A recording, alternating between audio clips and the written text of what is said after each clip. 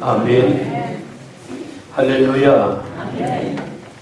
오늘 또 살아계신 하나님의 은혜가 저와 여러분들 가운데 십자가에서 우리 죄를 대속하시고 구속하신 그 구속의 은혜가 우리 모두 위에 충만하게 임하게 되기를 주님의 이름으로 축복합니다. 오늘 저는 본문을 중심으로 주의 목소리를 듣게 하옵소서 라고 하는 주제로 말씀을 전하면서 저도 여러분들도 주의 음성을 듣기를 주님의 이름으로 축원합니다. 우리 교회는 고난주간을 앞두고 내일부터 2주간 동안 새벽 작정 예배를 시작합니다. 이전에 하지 않았던 방법을 좀 취하려고 하는데, 하나는 제가 대신방을 통해서 각 가정마다 저하고 만나신 분들은 다 기도 제목을 받았습니다. 그래서 그것을 목장별로 혹은 개인별로 날짜를 정해서 새벽마다 공동 기도 제목을 같이 나누고 합심해서 기도하는 시간을 내일부터 가질 것입니다. 14일 동안. 밖에 들어오면서 보신 분들은 계실지 모르지만 우리 가정에 기도하는 날 해서 제가 그 가정의 이름들을 기록해 왔습니다. 보시면 우리 가정의 기도는 언제 할 것인가 거기 기록이 되어 있거든요. 그걸 좀 살펴보시면 나도 그날은 나와야 되겠다. 아닌데 다 나와야 되는데 어떻든 내일부터 시작되는 작정 새벽예배 저는 준비하면서 기도하기를 하나님 이번 작정 새벽예배는 응답받는 기도회가 되게 하옵소서. 그래서 제가 대신방 때나 개인적으로 우리 성도들이 갖고 있는 기도 제목 중에 모두가 같이 기도할 수 있는 개인 사생활이 침해되는 것은 뺐습니다.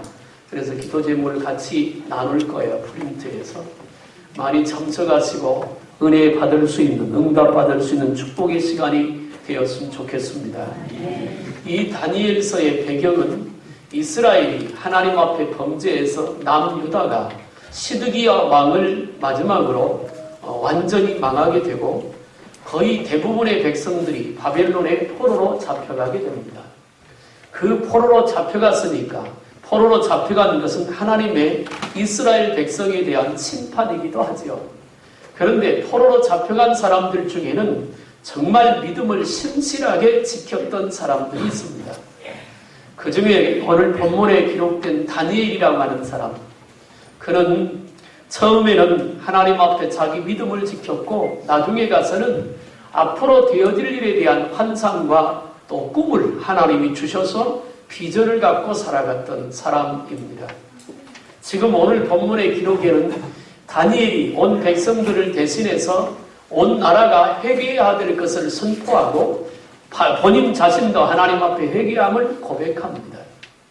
이 고백은 이유가 있는 것은 지금 얘기한 대로 이스라엘이 망해서 바벨론의 포로로 잡혀와 있으니까 70년이라고 하는 기한이 차야 그들이 다시 본국으로 돌아갈 수 있고 돌아간 다음에도 사실은 비전이 확실하지 않습니다.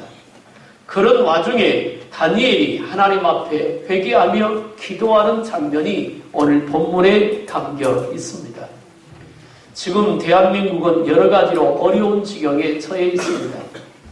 대통령이었던 사람이 탄핵을 받더니 이제 구속 수감되었습니다. 지금 국정에 공백이 되어 있는 상태이기도 합니다. 내일인가 모레는 북경에서 시진핑하고 트럼프하고 회담을 합니다.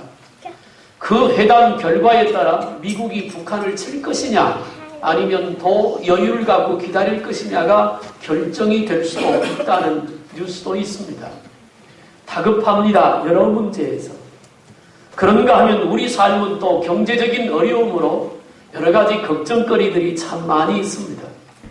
사랑하는 여러분, 우리 개인적으로 생각해봐도 가정적으로 생각해봐도 그리고 우리 자녀 다음 세대를 생각해봐도 또 우리나라 정치나 이런 모든 것들 군사적인 지역적인 국가적인 이런 것들을 생각해봐도 지금은 정말로 기도할 때입니다. 우리의 기도가 나라를 살릴 수 있고 우리의 기도가 하나님이 기뻐하는 지도자 대통령을 선출하도록 영향력을 끼칠 수 있습니다. 우리의 기도가 우리 가정을 회복시킬 수 있고 우리의 기도가 우리가 하는 사업의 형통함을 가지고 올 수도 있습니다. 우리의 기도가 우리 자녀들의 앞길을 복되게 할 수 있고 우리가 사는 이 시대의 사회를 좀 더 복되고 아름다운 사회로 만들어갈 수 있는 것입니다. 고등학교를 중퇴한 이 학생이 같은 아파트에 있는 여자아이를 살해해서 잔인하게 살해해서 물탱크 위에 올려놨다가 그거 잡혀서 이제 조사를 받고 구속된 사건이 지난 주간에 있었습니다. 참 끔찍한 일이잖아요. 오늘 아침에 뉴스를 보니까 조현병이라고 합니다. 그리고 그 아이는 이렇게 말했습니다. 나는 꿈속에서 그런 줄 알았는데 사실이었다고.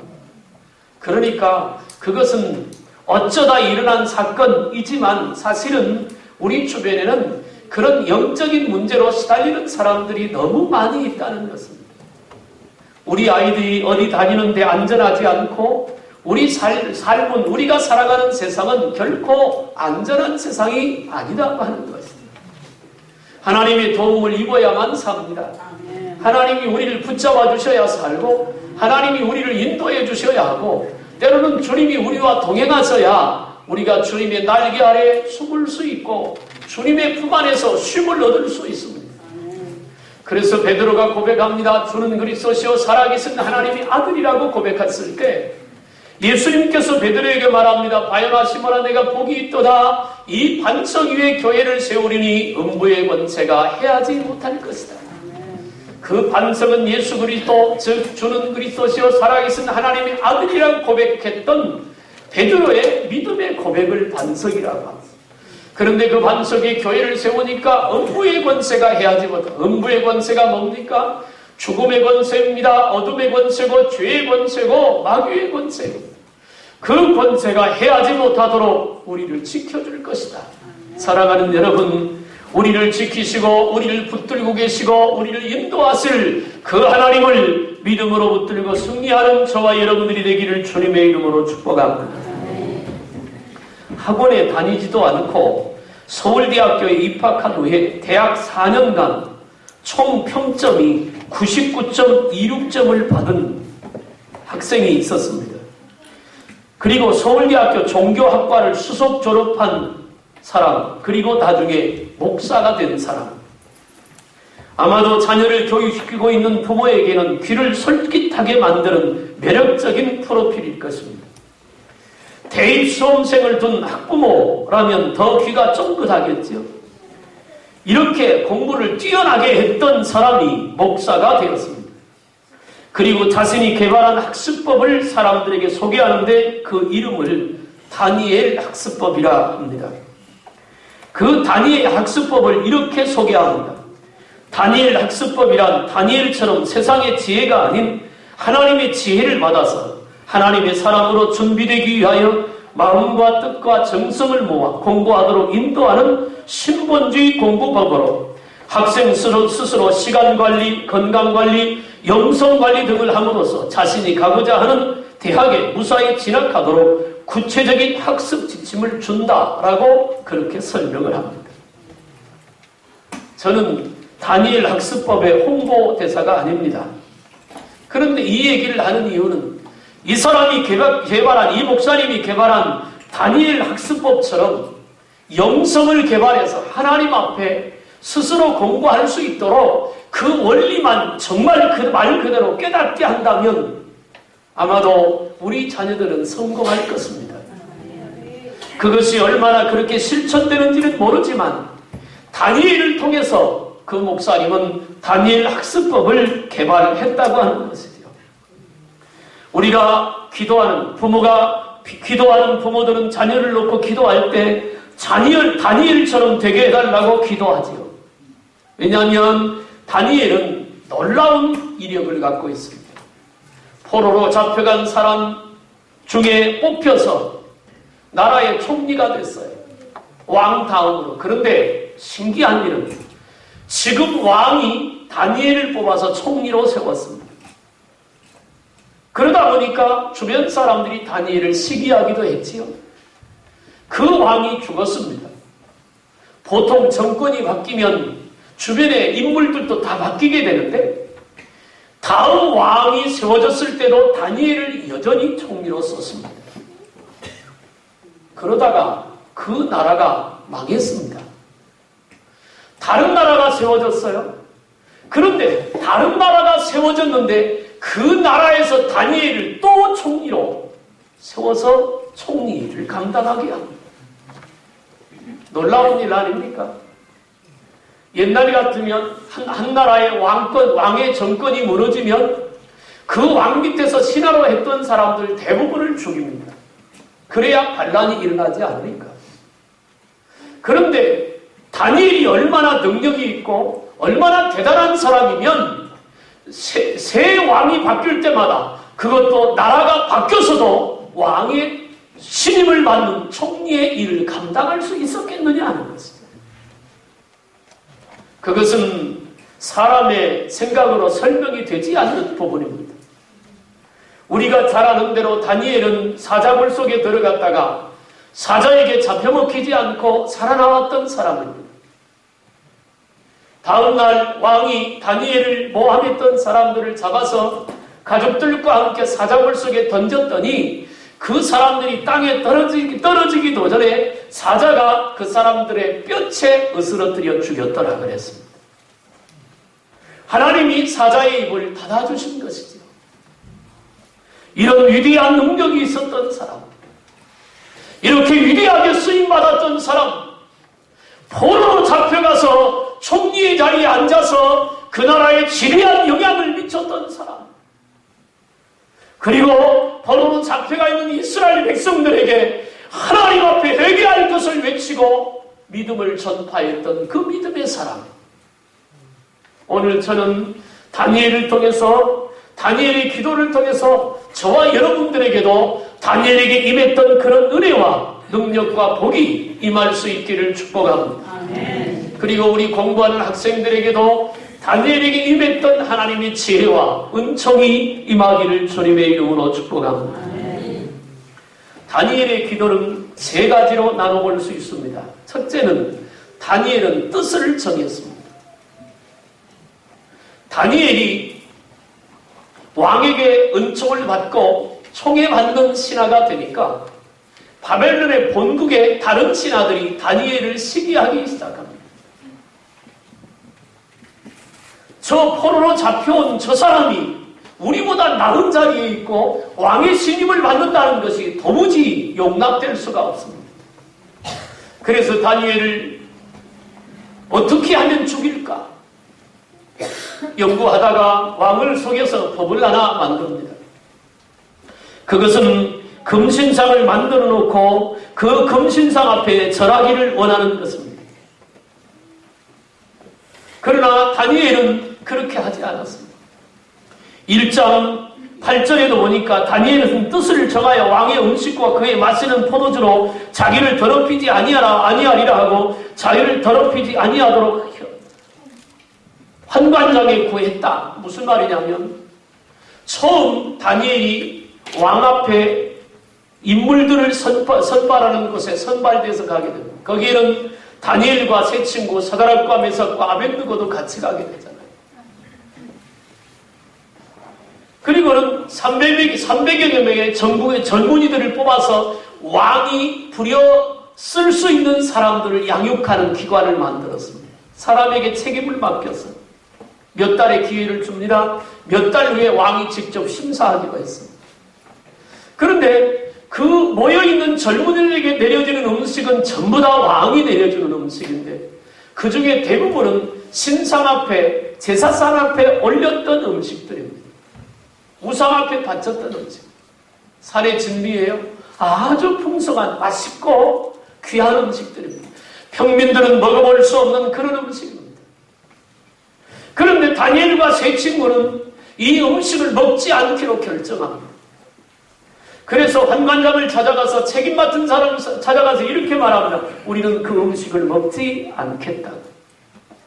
그랬더니 깜짝 놀랍니다. 야, 이거 안 먹어서 너희들이 아주 비쩍 말라서 나중에 왕 앞에 섰을 때 너희들에게 문제가 오면 내 목이 달라. 그러면 그거 허락할 수 없어. 그러자 다니엘과 세 친구가 한 가지 제안을 합니다. 그러면 열흘 동안만 그렇게 해보십시다.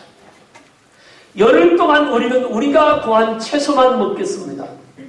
나머지 친구들은 전부 왕이 내리는 음식을 먹게 하시고 열흘이 지난 다음에 누가 더 보기가 좋은지 그래서 보기가 좋은 쪽을 따르기로 합시다. 그렇게 다니엘은 뜻을 정해놓고 하나님 앞에 기도하며 채소만 먹었는데 열흘이 지난 다음에 다니엘과 세 친구가 얼굴이 훨씬 좋아 보였습니다. 왕의 명령을 거절한다는 것은 곧 죽음을 의미합니다. 그러나 우상의 음식을 먹을 수 없다는 그 믿음이, 그렇게 뜻을 정한 그들의 믿음이 그들을 승리하도록 만들었습니다. 저는 내일부터 시작되는 새벽 작정 예배에, 작정 기도에 저와 여러분들에게 뜻이 세워지기를 주님의 이름으로 축복합니다. 저는 요한복음 15장 7절의 말씀을 이번 말씀의 기도의 주제로 삼았습니다. 내 말이 너희 안에 있고 너희가 내 안에 있으면 너희가 무엇인지 원하는 대로 구하라. 그리하면 내가 이루리라. 주의 말씀. 뜻을 정해야 합니다. 배를 타고 가면서 목적지가 분명해야 방향을 찾아갑니다. 인생을 살아가면서 가고 싶은 것이 확실해야 갈팡질팡하지 않습니다.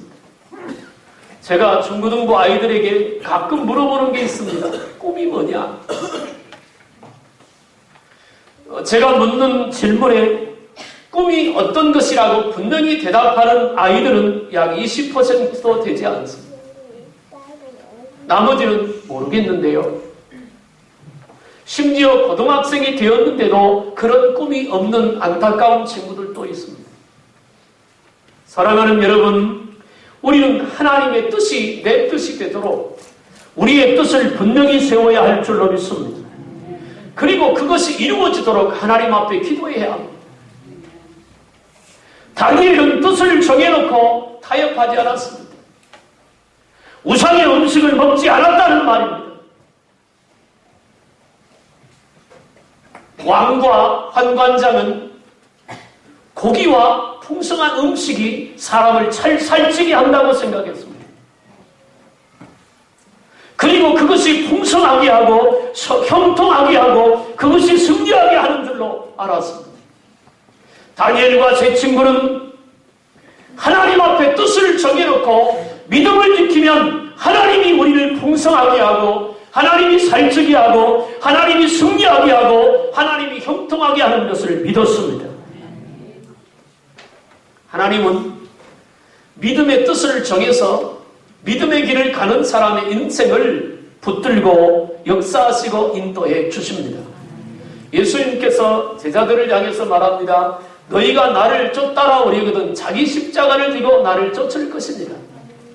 자기 십자가를 지고 나를 따르는 자만 내게 합당하다. 그렇지 않으면 합당하지 않다 그래서. 자기 십자가 짓는 것은 사도 바울이 말한 것처럼 나는 날마다 죽는 것입니다. 십자가는 죽음을 말합니다. 내 고집과 내 아집과 세상적인 권모와 술수 이런 것들을 죽이는 것입니다. 그리고 십자가 지고 간다고 하는 것은 예수님을 붙들고 예수님을 따라 그 길을 간다는 것입니다. 그렇게 가면 주님이 그 인생을 책임져 주시고 그 주님이 그 인생을 붙들어 인도하실 줄로 믿습니다. 저는 내일부터 시작되는 새벽 작정 예배에 내가 이번만큼은 작정 예배 2주밖에 안 됩니다. 14일밖에 안 되는 새벽 예배 내가 한번 해볼 것이다 라고 하는 뜻이 여러분 속에 세워지기를 축복합니다. 큰 사람께 직분자로서 예수를 믿는 성도로서 1년 내내 새벽 예배 한 번도 안 하는 분들이 있습니다. 그러나 이번 교회는 동참하시길 바랍니다. 내가 목사로서 장로로 권사로 혹은 집사로 평신도로 하나님 앞에 교회에서 기도하고 준비한 이 중요한 응답을 받을 수 있는 기회에 뜻을 정해서 동참할 수 있다면 하나가 모아 둘이 되어지고 둘이 더하고 셋이 되어지고 그렇게 될 때 하나님의 크신 역사가 반드시 이루어질 줄로 믿습니다. 두 번째, 다니엘은 타협하지 않는 기도입니다. 아까 말씀드리다 말았는데 금송아지에 금신상 앞에 절하지 않으면 죽이겠다고 정했습니다. 다니엘은 총리잖아요. 옛날의 법은 왕이 어인을 찍어놓으면, 그러니까 왕 손에 반지가 껴있는데 그걸 납에다 찍습니다. 납. 옛날에는 글이 없을 때니까 납에다 그걸 쾅 찍어놓으면 왕도 그 법을 바꿀 수가 없습니다. 그런 시대입니다. 그런데 다니엘이 합니다. 자기를 시기하는 사람들이 왕을 속여 법을 만들고 자기가 평소에 기도하는 대로 하루에 3번씩 기도하는 것을 하면 다니엘은 잡혀서 사자굴 속에 들어간다는 사실을 압니다. 그런데 다니엘 6장 10절에 보니까 다니엘은 그가 정한 대로 하루에 3번씩 하나님 앞에 기도하며 감사하였더라. 그렇게 말씀하고 있습니다. 사랑하는 여러분, 우리가 이 땅에 살아가면서 정말 세상과 타협하지 않고 믿음의 길을 달려갈 수 있기를 주님의 이름으로 축복합니다. 요즘 한국교회는 세속화되어져 간다고 한탄하는 소리가 많이 들려옵니다. 세상을 닮아갑니다. 교회 운영도 세상 기업과 비슷합니다. 그러다 보니까 교회에서 사람의 소리가 많이 들리기 시작합니다. 교회에서는 하나님의 말씀의 소리가 들려야 하고, 교회에서는 기도의 소리가 들려야 하고, 교회에서는 찬양의 소리가 들려나야 합니다. 그런데 사람의 소리가 더 커지기 시작했습니다. 여러분, 교회는 민주주의가 아니라 신본주의입니다. 100사람이 모여서 의견을 개진해서 다수결의 원칙에 의해서 90명이 찬성하고 10명이 반대를 했습니다. 그러면 다수결의 원칙에 따라 찬성이 많은 쪽을 쫓아가는 것이 민주주의입니다. 그러나 교회는 그런 민주주의가 아닙니다. 100명이 다 찬성해도, 아니 99명이 찬성하고 한 사람이 반대했는데 그 한 사람의 반대가 하나님의 말씀에 맞으면 그 말씀을 따라가는 것이 교회입니다. 하나님의 말씀이 우선입니까? 사람의 형편도 중요하고 사정도 중요합니다. 그러면 교회가 성도들의 형편과 사정을 다 들어주면 교회는 아마 산으로 갈지도 모르겠습니다. 그럼에도 불구하고, 그런 형편이 있고 그런 사정이 있음에도 불구하고, 도저히 어려운 상황임에도 불구하고, 그럼에도 불구하고 믿음의 길을 가는 것이 신앙입니다. 그것은 믿음이고, 믿음은 바라는 것들의 실상이요 보지 못하는 것들의 증거라고 말합니다. 믿음은 할 수 없는 일을 하게 하는 힘이 있고 능력이 있는 것이죠. 사랑하는 여러분, 그래서 다니엘은 타협하지 않았습니다. 살 수 있는 길을 외면했습니다. 왜? 생명은 하나님께 달려있다고 믿었기 때문입니다. 지난 금요일날 저녁에 다윗에 대한 설교를 했습니다. 사울 왕이 군사를 동원해서 다윗을 죽이려고 하니까 다윗이 피난을 갑니다. 어디로 가요? 하나님의 성전으로 피합니다. 그리고 성전에서 거룩한 떡을 얻어먹습니다. 다윗이 골리앗을 물리칠 때 골리앗의 칼을 빼서 골리앗의 목을 잘랐는데 그 칼을 얻어가지고 나옵니다. 여러분, 다윗이 그렇게 한 것은, 다윗은 그 상황이 오고 갈 데가 없어요. 부모한테 갈 수도 없습니다. 형제한테 갈 데도 없습니다. 아무도 다윗을 반기는 사람이 없습니다. 왜냐하면 다윗을 만약에 숨겨두면 왕의 미움을 받아 다 죽임을 받기 때문에 그렇습니다. 그때 다윗은 하나님을 찾아갑니다. 여러분, 우리가 힘들고 길이 안 보이고 답답할 때 찾아갈 것은 주님의 품인 줄로 믿습니다. 세상과 타협하고 세상과 짝하고 적당하게 예수 믿으면 편할 것 같지요? 편하지 않습니다. 계시록에 말합니다. 빌라델피아 교회를, 계시록에 있는 말씀에 보면 교회에 대해서 뭐라고 하는 거 아니? 너희가 차갑든지 뜨겁든지 알아. 미지근하면 토하여 맺혀버릴 것이다. 여러분, 어차피 하는 기도 뜨겁게 하시길 바랍니다. 어차피 예수 믿어야 되는 믿음 확실하고 분명하게 믿으시면 세상에 대해서 자유롭습니다. 그런데 적당히 믿으면 이것도 걸리고 저것도 걸리고 다 걸립니다. 시험거리밖에 없는 거죠. 다니엘은 결코 세상과 타협하지 않았고 죄와 타협하지도 않았습니다. 하루에 3번씩 시간을 정해놓고 기도했던 다니엘의 기도가 오늘 저와 여러분들의 기도가 되기를 주님의 이름으로 축복합니다. 영국의 노예 해방을 위해서 헌신했던 윌리엄 윌버포스라고 하는 사람이 있습니다. 그는 자신의 아들에게 이런 편지를 썼습니다. 사랑하는 아들아, 내가 너에게 원하는 것이 단 한 가지가 있다면 그것은 새벽 기도를 소홀히 여기지 말라는 것이다. 이른 아침에 주님을 예배하는 일에 소홀히 하지 말고 하루의 시작을 하나님과 교제함으로 시작하는 습관을 들인다면 너는 분명히 지금보다 하나님께 더욱 귀하게 쓰임받을 것이다. 신앙생활에서 가장 치명적인 것은 하나님을 인생의 최우선 순위에 내려놓는 것이니 부디 조심하길 바란다. 그렇습니다.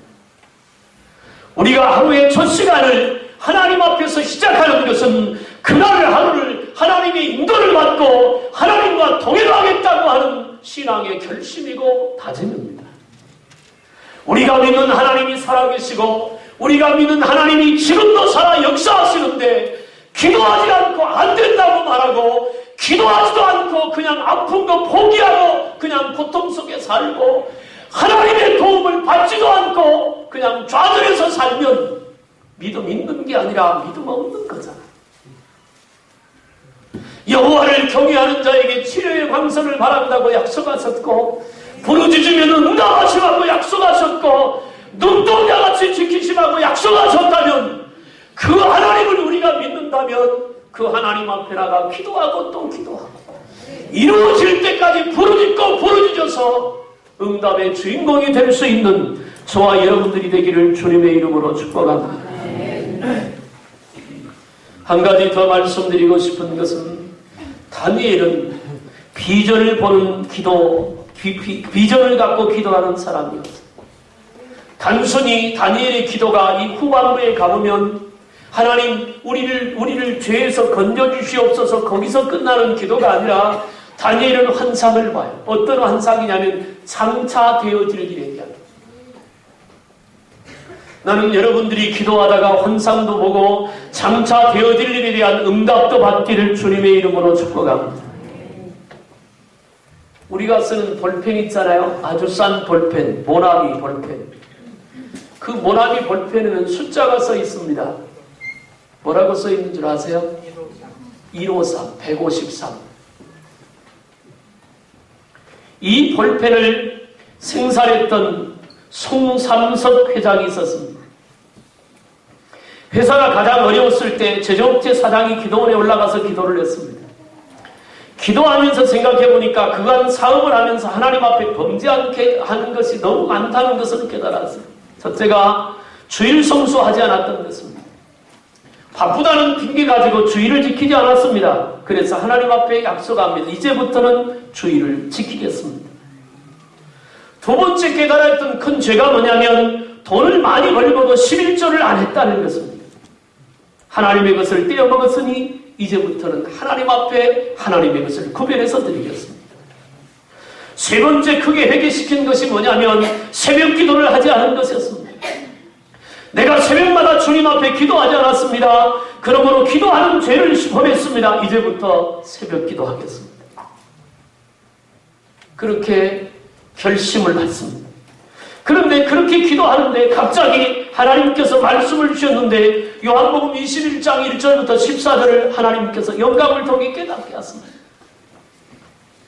예수님께서 갈릴리 바다에 밤에 고기를 잡지 못하던 베드로를 찾아와서 그 밤에 그 새벽에 예수님께서 말합니다. 깊은 곳에 가서 그물을 내리라. 그물을 내렸더니 고기가 153마리가 잡혔다. 그래서 그 회사에서 만든 볼펜에 153, 153마리 그 이름을 붙였습니다. 그리고는 기도하고 난 후에 목표를 가졌습니다. 하나님 55 50억 자루가 팔리게 하옵소서. 그보다 훨씬 많이 팔렸답니다. 사랑하는 여러분, 하나님은 살아계십니다. 비전을 갖고 하나님 앞에 부르짖는 자에게 하나님은 응답을 주시고 역사하십니다.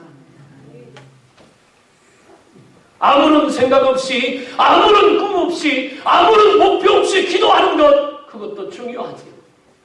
부부간에 대화할 때 무슨 목표를 가지고 대화하는 건 아니잖아요. 서로 사랑하니까 대화하는 거죠. 교제하는 거예요. 우리가 하나님 앞에 그렇게도 기도할 수 있지만 작정 새벽기도라고 하는 것은 비전을 갖고 꿈을 갖고 무엇인가 하나라도 해결하기 위하여 마음을 합쳐 하나님 앞에 서는 시간입니다. 오늘 말씀을 들으면서 다니엘이 마음의 뜻을 정한 것처럼 요번만큼 내가 참여하겠다고 하는, 그리고 어떤 기도의 응답을 받을 것이라고 하는 뜻을 여러분 속에 세우길 바랍니다. 그리고 타협하지 마십시오. 잠과 타협하지 마십시오. TV와 타협하지 마세요. 아침에 일어나려고 새벽님이 나올 일어났는데 안 다니니까 새벽님이 얼마나 피곤한 줄 압니까? 3일은 나옵니다. 사흘째부터는요, 이불이 안 놓습니다. 타협하면 안 됩니다. 예수 이름으로 하고 일어서야 합니다. 그러려면